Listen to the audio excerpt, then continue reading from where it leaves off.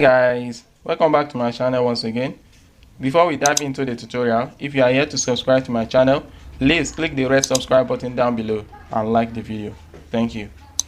Hi viewers, welcome back to my channel once again.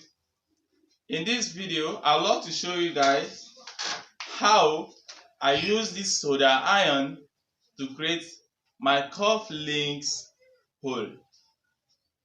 Yes, I'm going to surprise you. And if you are new to my channel, if you've not subscribed to my channel yet, please do so now by clicking the red subscribe button down below.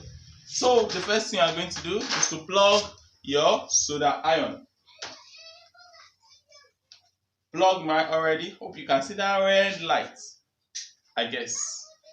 So we are going to leave it for some time till it gains a good amount of energy, as in the degree of the hotness of it.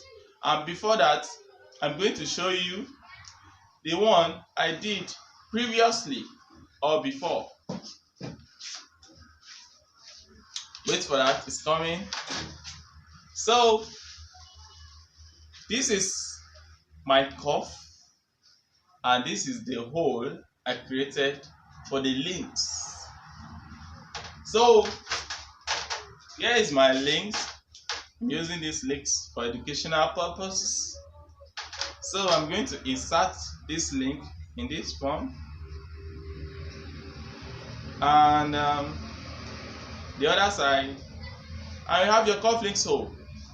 This video is mainly for those that don't have a buttonhole yet, buttonhole machine. So you can easily do this, and it will help you a lot.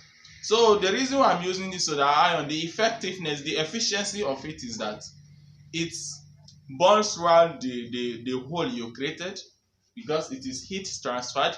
So it will burn around the hole you created, and it will not make the material, or the material won't be scattered anymore. I don't know how to put it, but you should know what I'm talking about. This is exactly what I'm talking about.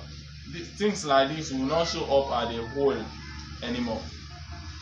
So I think my cufflinks, my solder iron has gained some good amount of energy. So guys, currently there is no cuff here for me to demonstrate this, but I'm going to make use of ordinary material to create a cufflinks hole. So you just simply insert it to the material and it will burn it around. Please be careful. You are going to be using the solder iron at the top. Do not go beyond that.